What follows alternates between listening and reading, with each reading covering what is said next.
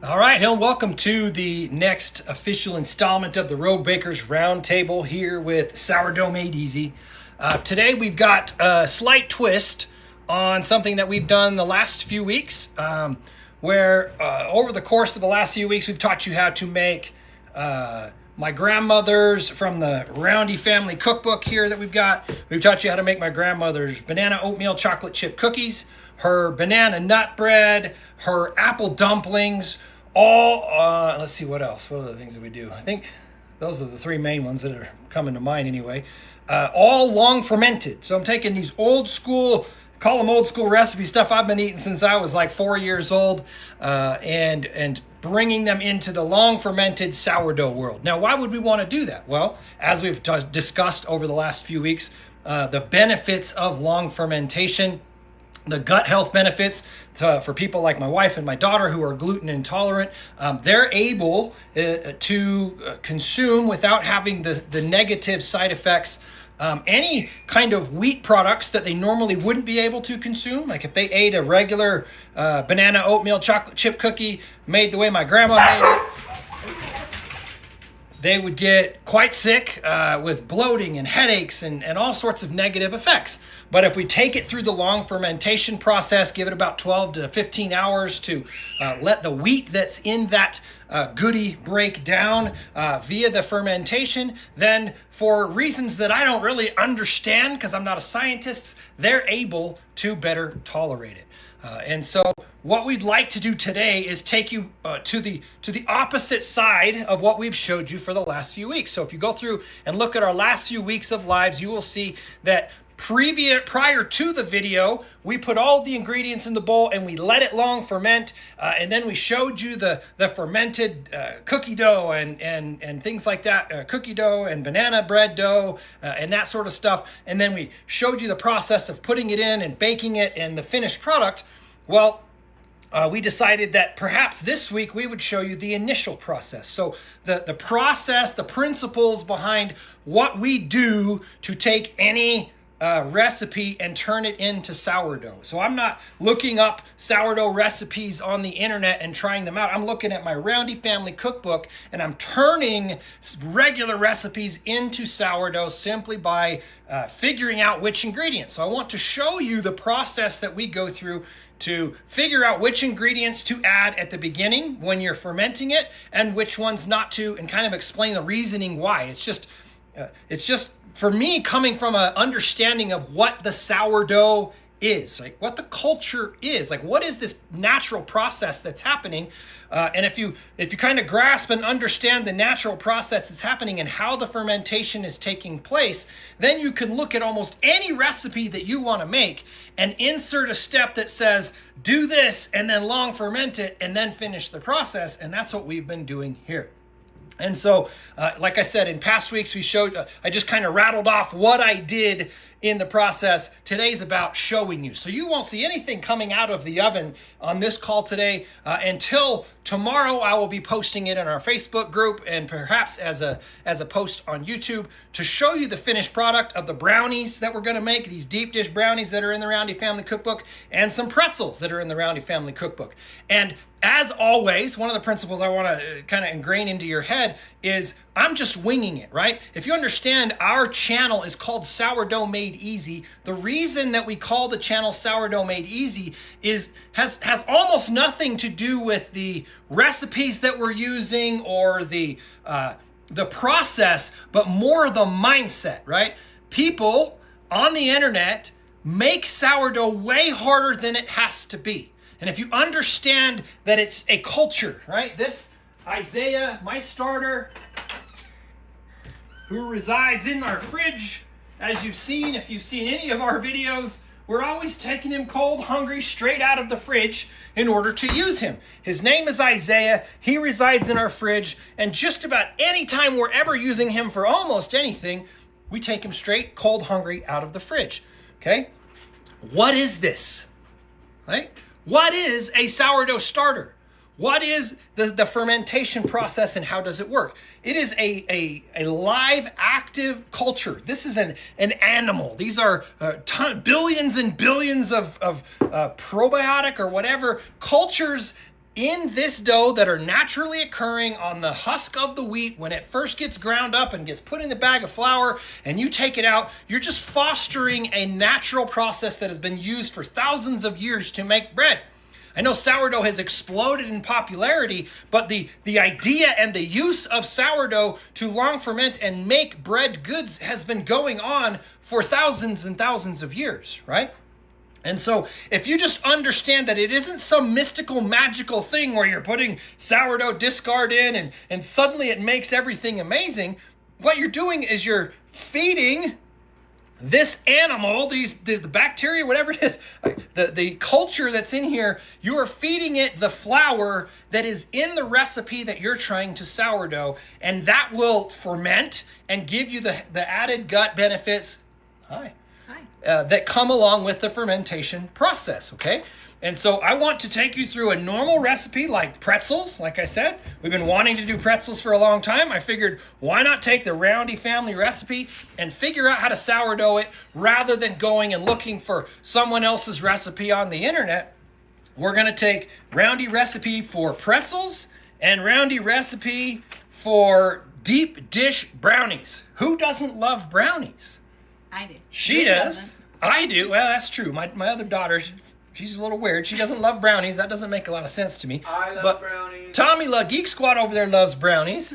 And so I have long since wanted to make a long fermented brownie. If you look up brownie sourdough recipes, probably 99% of what you see on the internet is going to be discard recipes. And in the Sourdough Made Easy community and as Rogue Bakers, discard for us is a dirty word. It's wasteful. You don't need to do it, especially if you go cold hungry straight from the fridge like we are. So we're never doing discard recipes. What we're doing is long fermented versions of old recipes, okay? And so that's kind of the principle for today's call. What we're trying to teach you, number one, don't overcomplicate it. Understand that if you take the ingredients that the sourdough culture likes, i.e. the wheat and the salt and stuff like that you normally would put in a bread, and you put those in the pan first and give it 12 hours with a little bit of sourdough culture to start it, then it will ferment the whole thing, and then you add the rest of it in and continue with baking it as normal. And so far, with all of the recipes that we have done, it's worked out fantastic. And it hasn't made me sick. So. Yeah, and they've been able to eat it. So the apple dumplings were amazing. The banana oatmeal chocolate chip cookies are amazing. And we've now added it to our menu in our micro bakery. We freeze them, we put them in the fridge, and at any time we can have, almost any time, sometimes we run out, but just about any time we can have cookies in a matter of 10 to 12 minutes, hot, fresh out of the oven, long fermented. So it's been really cool. Yeah, there you go. Easy. If we wanted to have some sourdough cookies, we could pop those in our little, not Dutch oven, our little toaster oven and have hot, fresh cookies for us to enjoy. Or if a guest comes and orders cookies, we can have cookies for them within 20 minutes, hot and fresh, delivered to their camper. So that's kind of the intro to what today's call is all about, showing you the start, right? The last few weeks, we've shown you kind of the midpoint where it was already fermented. Now we're going to add the rest of the stuff. And I kind of rattled off quickly. This is what I added to it. But now we're going to take you and show you the start of the process, which is how to determine what ingredients you want to put in to ferment and which ones you don't and why. And so for us, in both of these recipes, they're very similar as far as most recipes go. You're going to have your leavening agent. In this case, the pretzels, it's supposed to be yeast. We're going to replace that yeast with the hot water and instead put a half a cup of sourdough starter in. And then Linda Spade says, I hope you start showing the finished product on YouTube. I'm not on Facebook. Okay, we will start putting the finished pictures at least, and maybe we'll get my Geek Squad over there to post at least a short video of the finished products when we roll these out. But yes, we will try and cater more to people who aren't on Facebook. I know there's quite a few of you who are. Okay, let me just rattle off the ingredients that we're going to do. So you're saying this is the pretzels and this is the brownies? Yes. Okay. So we've got two different bowls, one for pretzels, one for brownies. Both of them go in our mixer to make it easy for us so we don't have to put in a bunch of elbow grease in this. But in this recipe from the Roundy Family Cookbook, we've got 1 teaspoon of yeast added to a 1/4 cup of warm water. That's to activate and get the yeast going. Well, what is that? That's this, right? Literally, the yeast in most packets is a yeast that was derived from a sourdough culture, and they kept selecting the most potent until they had this really, really fast rising, rapid rise yeast culture that they could mass produce and put in little packets. And that's literally the same thing that's in here. This is just the natural version of it, right? And so we're going to take, instead of the warm water and the yeast, that's what we're going to substitute our sourdough starter for. And we're going to have to wait and let it be a slow, long ferment instead of what the recipe says, rapid rise as soon as it's mixed up, form it, and throw it in the oven. And so then it's going to have 1.5 teaspoon. Oh yeah, it's pretzels. I was going to say, that's not enough for brownies. Now, 1.5 teaspoon sugar. Because of how little that is, should we go ahead and put it in tonight or wait till tomorrow still? Probably. The reason... The thing about the sugar, okay, so you understand, the sugar is one of the things that the sourdough loves, right? It is a sugar-hungry thing. It's actually breaking down some of the sugars in the flour is what it's eating. So if you add something like added sugar to that, it will like absolutely create a party for that yeast and supercharge it and make it rise faster so the fermentation will take less time. One of the problems that I've expected in this process is if you do too much sugar, then it's like the party can get out of hand and it might actually turn super sour super fast. And if you're making something like brownies, you're not going to want that process to take place. So what she's saying is, where this is only 1.5 teaspoons of sugar, that's just like giving a little bit of sugar to the yeast, not overwhelming them like the 2 cups or whatever it is for the, let me just look. 1.5 cups of sugar for the brownies. So in the pretzels, where it's calling for sugar, I'm going to throw that in. That's just a little bit of food for the yeast. And it's going to have 1 cup of flour, 1 egg white, and some kosher salt, but that's to put an egg wash on top, right? That doesn't go in the dough. That's for an egg wash on top of them. And then butter or mustard, I think that's for dipping. It doesn't actually tell you how to use the butter or mustard in here. But I think it's either brushing on butter afterwards and or, I don't know, people actually brush mustard on them. I think they dip. I've heard people dipping them, but anyway. So this recipe is, or maybe you dip it in butter, like a warm butter. That's what I'm thinking, is it's dipping it in warm butter or dipping it in mustard when you're eating the pretzel. That's what I remember, eating pretzels at the mall or whatever. Cheese, baby. Cheese and spaghetti. Cheese is good too. Marinara sauce. So the ingredients that we're going to take and put in this bowl, actually, in this case, it's all of it, because it's just making a dough, and then you're going to twist it up, right? In the brownie one, we'll show you that there's twisted or no. Okay, We're going to make the dough. We're going to let it long ferment. Okay. We're going to come back this about 12 hours from now. Guess who is not going to be up at 5 a.m. doing this later? So it's going to be a really long ferment. And so anyway, the ingredients for this pretzel is the yeast and the water. That's going to be our 1/2 cup of sourdough starter. So if you're writing down recipes, it's 1/2 cup of sourdough starter, 1.5 teaspoons of sugar. I'm just wondering if you want to do 1/2 cup or do 1/4 cup. This is very little amount of flour and stuff, and that's remember only 1/4 half cup of water. The starter. Oh yeah, is water. So it calls for water, but it's also flour. Exactly. So, it calls for a 1/4 cup of water. And so a 1/2 cup of starter being half water is putting that little 1/4 cup of... Me asking these questions is good, because they might have the same questions. It's fantastic, yes. So 1.5 teaspoons of sugar, 1 cup of flour, and then the other stuff is for the egg wash. It has 1 egg white and kosher salt. That's what you sprinkle on top. Yep. And so you're going to mix that in it says large bowl. We're only talking about half a cup, so I don't think it needs to be a very large bowl. Yeah. And then we're gonna let it ferment. So that's pretty easy, right? Kitty got it. 1/2 cup. Okay. That's a full cup. And it's also 1/2 cup. Oh goodness, you're making me hard. I don't know where the other one is at the moment, so It's probably in the dishwasher. Yeah, I can check. Okay. It's clean. Again, it's an about sort of thing. Hey. If you too late, I've already used this one. Okay. If you overcomplicate it and try and think of this like a science, then you're missing the natural part of the sourdough process. And for us in Sourdough Made Easy, the idea as a rogue baker in this Rogue Bakers Unite movement that we're trying to create is the idea that you can experiment and just have fun baking and turning things into sourdough and following recipes and sharing recipes, etc. But the biggest thing is don't overcomplicate it. Here, I'll do it. You go finish it. Be the star of the show. You're mixing it. So we now have our half a cup-ish of starter in the bowl. That takes place for the yeast. We're going to do 1.5 teaspoons of sugar. Where'd my sugar go? Behind you. I hadn't decided yet if you were going to include it, so I didn't put it over there. That is a half teaspoon. So I need 3 of those.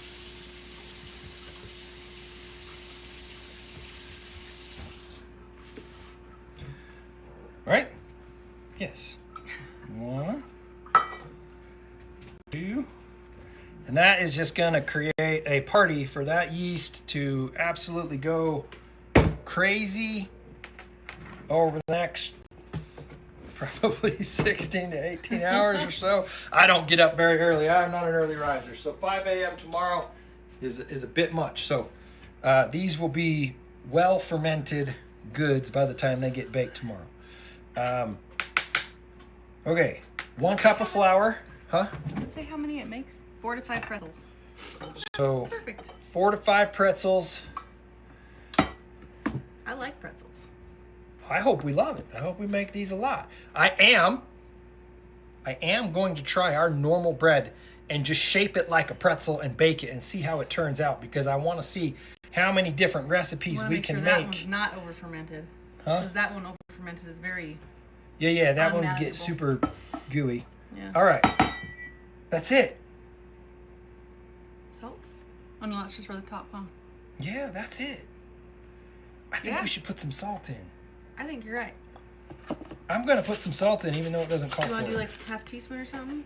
Because it just has us sprinkling salt on Because that top. also helps with it.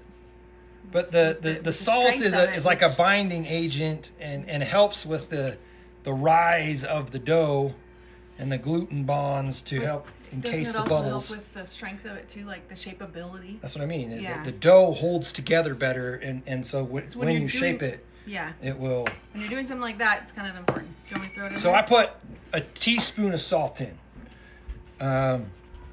She's gonna throw that in the mixer, and then we're gonna start.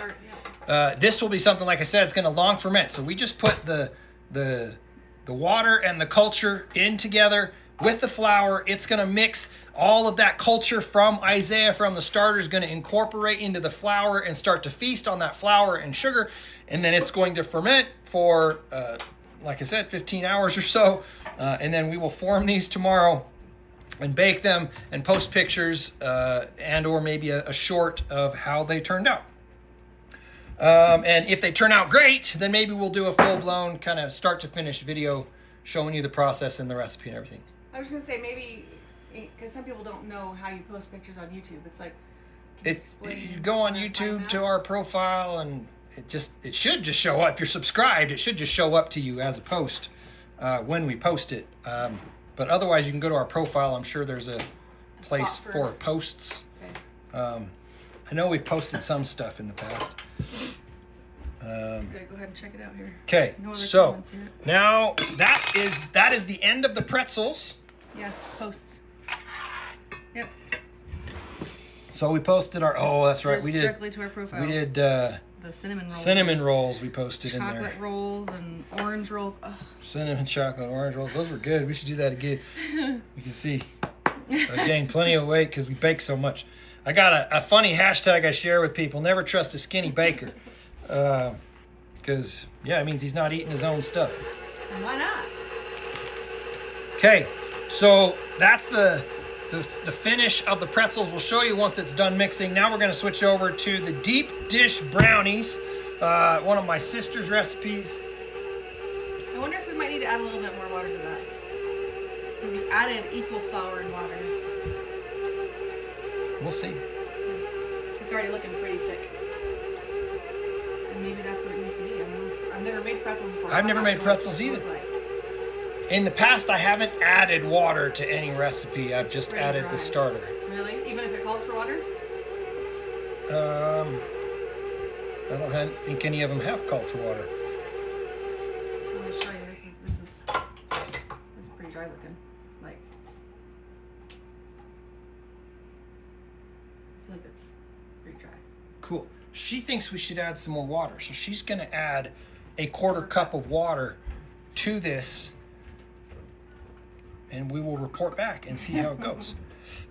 Meanwhile, I'm going to start talking about the deep dish brownies. So the deep dish brownies is calling for 3/4 a cup of butter or margarine. Now I've done it both ways. When I did the banana bread, I didn't put the butter in. And what I found was after coming back and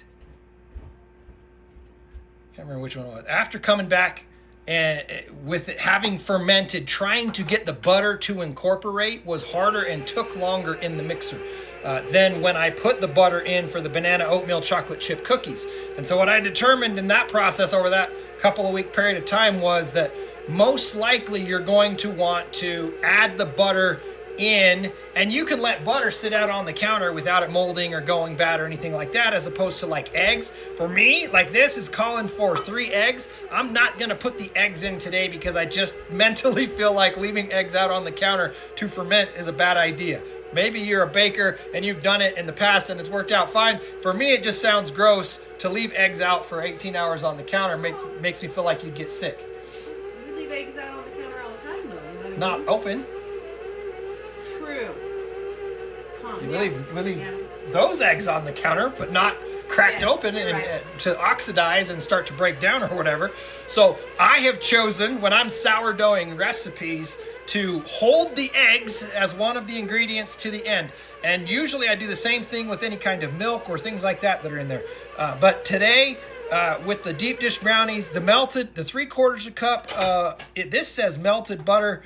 I'm going to say that goes in. The 1.5 cups of sugar, I think, is too much. I just personally feel like that would end up being over from in the 15 hours or whatever. We would end up with really sour brownies if I put that sugar in. So I'm going to hold the sugar back. I'm going to put the vanilla in.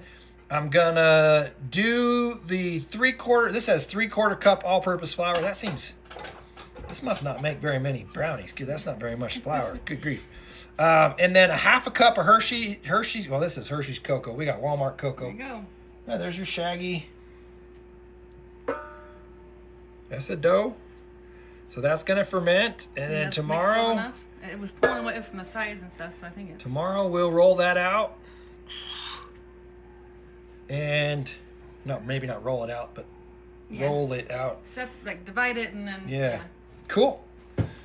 Okay.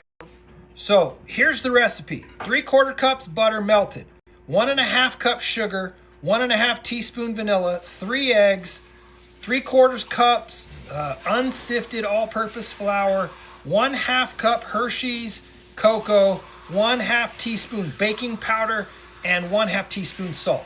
So the things I'm going to hold back are the sugar, the eggs, and the baking powder. Again, I explained the sugar because I think it would over-ferment. I think it would eat too much of that sugar and turn sour too fast. That's just my own judgment call, and we've done it. That's the way we do it with the cookies. We put the sugar in after, and the banana bread, we put the sugar in after, and it's worked out great in the past. And then the eggs, I just think it sounds gross to leave eggs on the counter for 18 hours to ferment. So I would hold the eggs out and put those in. And one of the things I've also found is adding the sugar and the eggs gives a chance to take and get the liquid from the eggs to help the sugar incorporate into the already fermented dough better, as well, as what I've seen as I've gone through this. And then the baking powder, I still don't really quite understand the difference between baking powder and baking soda, but I know with baking soda specifically, it activates and will fluff up, and then if you don't bake right away, it can collapse, and so you're losing some of the leavening. And so to me, baking powder, baking soda goes in right before you're going to bake, right? So I'll hold that one back as well so we don't lose the oomph. It's going to rise really fast in the next 15 minutes, and then wait 15 hours to bake, it'll probably collapse, especially if we then come in and mix in sugar and other stuff into it. You're going to work all of the bubbles that were created by the baking powder or baking soda out of the dough, and then you're not going to have that leavening happen in the oven, which is where you want it to happen. And so in this case, that's why I'm holding the baking powder back, and then half a teaspoon of salt, that's going in. The same reason we put it in with those. It's going to help hold the gluten together, help the leavening happen, etc. In the batter. So we're going to go with 3/4 of a cup of butter or margarine. Do you want to take that half cup you found and work up melting 3/4 of a cup of butter in a jar? 3/4 cup. 3/4 cup butter or margarine melted, it says. 1.5 cup sugar. We're waiting for till tomorrow. 1.5 teaspoon vanilla. You know what? I'm going to hold the vanilla back till tomorrow as well, I think. Just because I don't know. It sits out on the counter. It probably would be fine to add it now, but I just think that flavor fresh would be better. You know? yeah, the thing you're really worried about as the principal when you go through this is get the starter and the flour and probably the salt. And if it's something like cocoa, you want that incorporated really well into the flour color-wise, right? And so the cocoa we've done early as well. Those are the things but specifically that flour, you want the starter and the flour to get in there and to sit for 12 to 18 hours so that the fermentation can take place and the good gut benefits can come from it. So yeah, we're going to go with 3/4 of a cup-ish.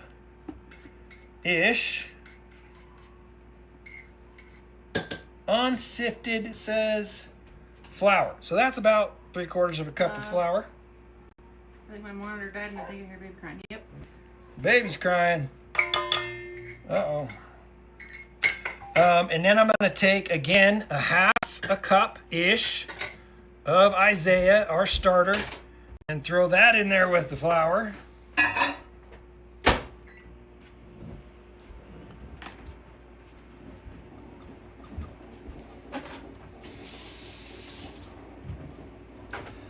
And that, right now, instantly throwing that flour in there and making contact with that, or starter in there, making contact with that flour, the yeast that's making that contact in this starter is already starting to feast. The party's already started, and the fermentation is already happening, and it will continue to do so as we mix this up and let it sit out.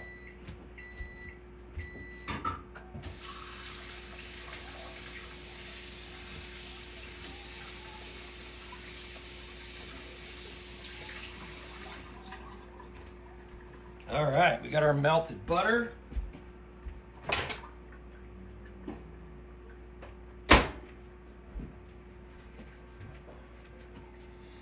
Pouring our melted butter in there.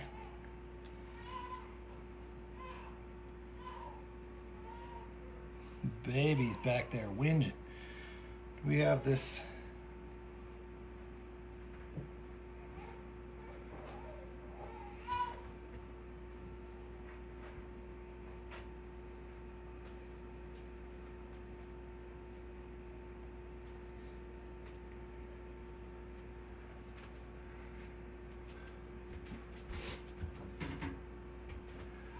Okay, so the melted butter's in there. We're skipping the sugar, skipping the vanilla, skipping the eggs.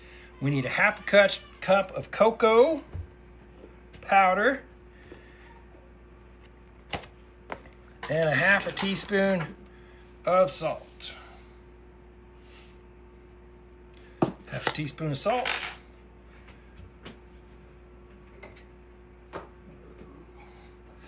Half a cup.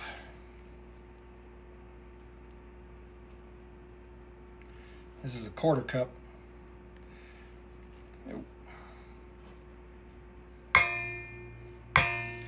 Half a cup of cocoa powder.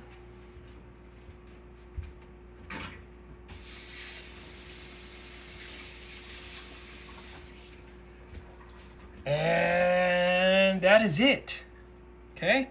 We're going to blend this together, and then tomorrow, to wrap this up, is when we're going to come back and add the 1.5 cups of sugar, 1.5 teaspoons vanilla, 3 eggs, baking powder, half a teaspoon of baking powder. Mix it again and then dump it. It says here, blend, add eggs, combine flour, let's see, spread into a greased 8-inch square pan. So this recipe will be perfect for an 8-inch square pan. That creates the deep dish.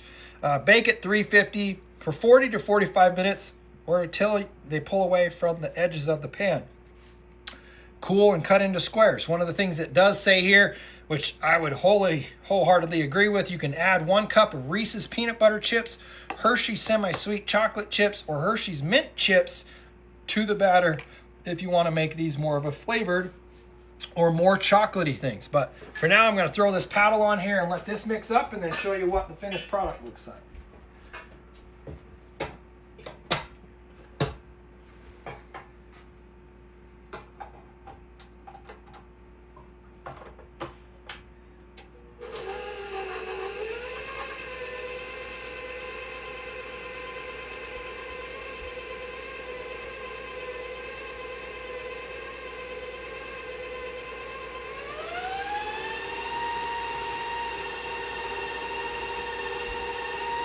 And that is it. I'll show you that in just a second, but that wraps up the kind of training portion of this. As I said, I'm going to follow the rest of the recipe tomorrow, and we will post as pictures on our YouTube and pictures on our Facebook account, our Facebook groups. There's a Rogue Bakers group and a Sourdough Made Easy group that you may have come here from. We'll post some pictures of those of the finished product, but the principle, as I said, being taught. Don't make sourdough harder than it has to be. Just recognize what it is, right? The sourdough culture, what do you feed it? You feed it flour and water. So if you put sourdough culture in with the flour and water, or flour and whatever other liquid from any recipe, you can create an environment where that sourdough culture will spread and will ferment all of the dough. Then you add whatever other final ingredients you want, the chocolate chips or other things, and follow the recipe through the rest of it. And it's worked well for us, as I said, for cookies, for apple dumplings, for banana bread. We're going to do zucchini bread when our garden starts growing zucchini. And so all of these types of recipes, if you just recognize that sourdough starter will ferment the flour in any recipe, then you've got the answer to the question, how to sourdough any recipe. Just think through the ingredients of the recipe and figure out what you want to include and let sit out for 12 hours to 18 hours, and what you don't and what you want to hold back. And then you have taken and turned any recipe into a long fermented sourdough recipe.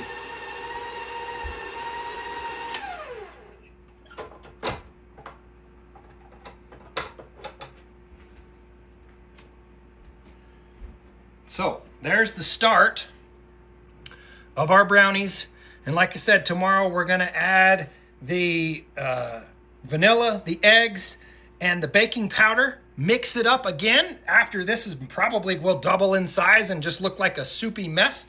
We're going to add the other ingredients in, throw it in a greased pan, and bake it just like you would if you were doing it all at once. We just insert we insert the sourdough starter culture and insert a 12-hour time frame for that sourdough starter culture to do what it's designed by God to do, which is ferment that dough, ferment that flour that you're putting in it, and you can take any recipe that you have come across and turn it into a sourdough version simply by following the same steps that we've done here today. So I'm going to throw a lid on that one as well.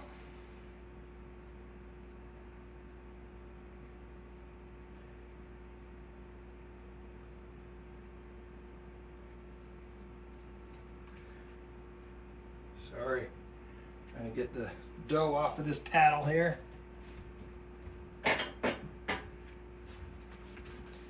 We use these shower caps off Amazon. If you're going to be doing a lot of baking, man, these are so handy.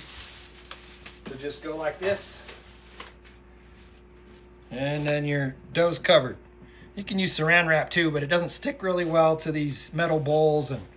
And so yeah, that right there, that will sit right here for the next 12 to 15 hours, whatever I get up in the morning. We will mix it up. Maybe we'll have some brownies for breakfast and some pretzels for lunch, who knows. And we'll share those pictures on our Facebook and YouTube pages, probably social media, Instagram, wherever you happen to be following us. You should see those pictures coming your way tomorrow afternoon. Now, with that, do you have any questions? Now we can shift into the what we call hashtag Rogue Bakers Rogue Bakers Unite portion of the call, where you come with whatever questions you might have about any of these recipes that we've done today, this process of sourdoughing a recipe, and or any sourdough questions that you have. We're here every single week doing these calls to help you move forward in your sourdough journey. So if you have any questions, I'm going to grab my glasses so I can actually read the comments. But so far I haven't seen any questions come through. But if you do have questions, now's the time to fire off your questions. This is where you come every single week. If you need help and you haven't been able to figure it out on your own as you've been going through your baking for the week, or trying to reactivate your starter, or any of the things that you've been doing as we've gone through this, now's the time to ask. I want to show you something. This is pretty cool.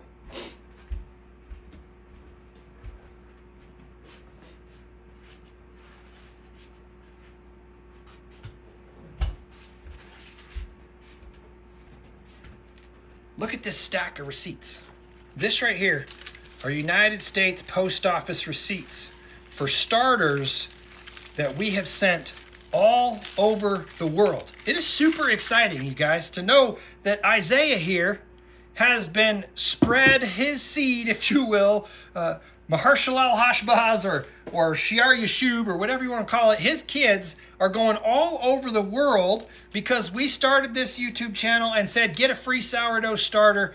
And just today, I sent a starter to Israel, a starter to the UK, and to 5 other places across the United States. We have sent and had starter received in New Zealand, in Australia, in Hong Kong. I think sent one to the Philippines. So we now have our sourdough starter, and the Sourdough Made Easy and this Rogue Bakers movement is already starting to reach all across the world, and for sure all over the United States. And we just hang on to these receipts in case people are like, hey, did you send my starter? And I can look back here and be like, yep, it says right here, sent to this place. And so I was cleaning up my desk today, and I was like, man, that's quite a stack of receipts of people who we've been sending our starter out to. So that was cool.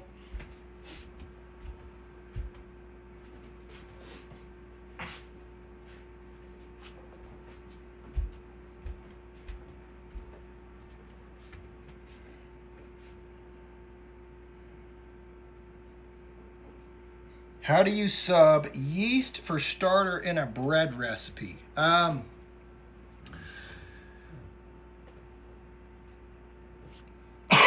Donna, that's a great question. I would say you do it the same way that we just did when we did the pretzels. So we started pretzel dough. A pretzel is just a funny shaped, very low hydration bread, right? And the first thing that this recipe calls for is a teaspoon of yeast and a 1/4 cup of warm water to mix that yeast in to activate the culture. And essentially what you're doing is you're creating a starter culture. You're creating a yeast culture, which is the same thing that this is. And so where this says 1 teaspoon of yeast and a 1/4 cup of water, we put a 1/2 cup of starter, which is a 1/4 cup of water and a 1/4 cup of flour that has had an opportunity to create the natural yeast inside of the thing. And so I would just take a similar amount. The difference is most bread recipes, you're going to look at and mix it together, form it, and bake it, because that rapid rise yeast is going to work so fast that the rapid rise yeast works so fast that you can just bake it right away, right? So this one, you just got to mentally understand that this is a slow yeast. This is not a typical rapid rise yeast. So if you're looking at some other bread recipe and you want to know how can I take another bread recipe and turn it into sourdough, you should be able to just replace the yeast with the sourdough, but you're going to have to wait for the fermentation process to happen for it to double in size like you would a typical sourdough recipe. and then you know the fermentation has happened, and you can then form it into whatever you're forming it to and baking it. At least that's mentally the way I would approach that. Thank you, Beverly. I'm looking forward to seeing how they turn out too. Does anybody else have other questions about this, other recipes, a specific recipe you've been thinking about trying, or any successes that you've had this week with baking your first loaf or getting your starter active or anything like that?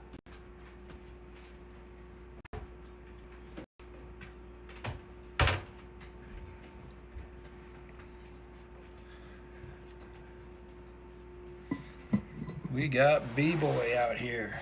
She's not going to come on camera nursing him, though, I don't think. She does walk around Walmart nursing. I don't know why. Maybe she wouldn't come on camera. But just kidding, honey. All right. How are we doing here? No more comments yet. Did that make sense, Donna? Hopefully that helped.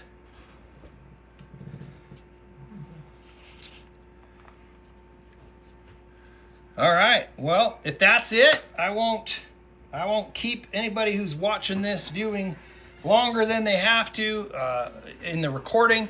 Thank you for joining us on the Rogue Bakers Roundtable live stream this week. Tell you we'll be back here next week, same time, same place. Perhaps this week I'll get around to editing and posting one of the gazillion videos that I have sitting on my computer waiting for me to find the time to edit and post them. But we've got some really cool videos coming your way. Showing you the step-by-step process for baking the cookies and banana bread and more focaccia stuff. And I rattle off a whole bunch of them that I've got on my computer. But forthcoming, lots of content. And, of course, every week we'll be back here same time, same place. Do you put the frozen banana cookies in the oven while they're still frozen? Yes, we do. We just take those literally. If you go... I don't know if it was last week or the week before, I started the show by saying, look how cool this is. And I took the cookies and I put them on the tray and I put them in there, and then I started the show, and then in the middle of the thing, it dinged, and I went over and I brought them and I showed you. So yes, we absolutely put the frozen cookies. So if you watch the cookie video, how we did the long fermented cookies, you just scoop with our little cookie scooper. We literally scoop them really close together, put them on this tray, put them in the oven, and then freeze them. And then once they're frozen, take them off of the parchment paper and put them in the bag. And then you just, from the bag to parchment paper to the oven, and set the timer for, it takes a little over 12 minutes when they're, in our oven, we always like to flip it. It doesn't cook very evenly. So at 12 minutes, we flip it around, and then you're just watching those cookies. Wait until you see like a golden ring around the base of it is the indicator that it's done. And the middle will be moist and not quite gooey, just deliciously moist. And then the bottom creates a little crunch that you would expect from like a delicious banana bread or whatever. Anyway, those cookies are fantastic. But yes, we put them straight from the freezer to parchment paper and into the oven to bake at 350 for 12 minutes. Even the toaster oven, did you say that? Yeah, we've done it in the toaster oven and or the regular oven, but our toaster oven only makes 9 of them. Mm-hmm. So anytime somebody orders a dozen, we have to heat up the house and bake them in the big oven. Any other questions? Well, last minute questions before we call it a night? All right. Well, again, thanks for joining us. Make sure to keep an eye out for future announcements or Rogue Bakers live calls. If you're not on our email list, go to our website, sourdoughmadeeasy.com. Every week when we do these calls, we send out a link, an email letting you know what we're going to do. We may end up getting into the point where we send out stuff early so you can actually come bake with us. We haven't got that yet, but that was an idea we had a couple weeks ago. So if our life ever gets a little less chaotic, we will be sending out heads up ahead of time. So it'd be a good idea to get on our email list on sourdoughmadeeasy.com. And if you don't have a starter, like I just showed you, we got a stack of receipts this big showing we've shipped our starters all over the world. We can ship the freeze-dried starter now. I'm confident I can ship that freeze-dried starter anywhere in the world. So for the same free plus shipping, you pay the shipping, we'll ship you a starter. It might take 2 weeks to get to you like it took to get to Israel or whatever, a little bit more than 2 weeks, but we can get it there. We've gotten it now to Australia, New Zealand, like I said, Singapore, Hong Kong, UK, and multiple starters now have been sent to Israel. And so, yeah, if you've been holding back and not ordering a starter because you're not in the US, just don't order the live starter, because the live starter I can't get outside the US fast enough to get it into your hands. But the freeze dried, we can get it anywhere in the world. So yeah, with that, thanks for joining us, and we will see you again next week. Thanks, everybody. Bye. I'm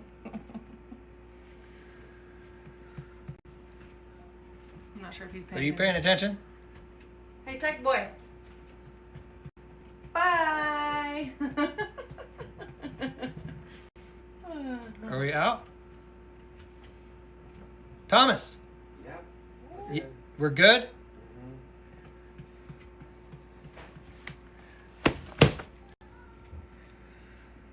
Mhm.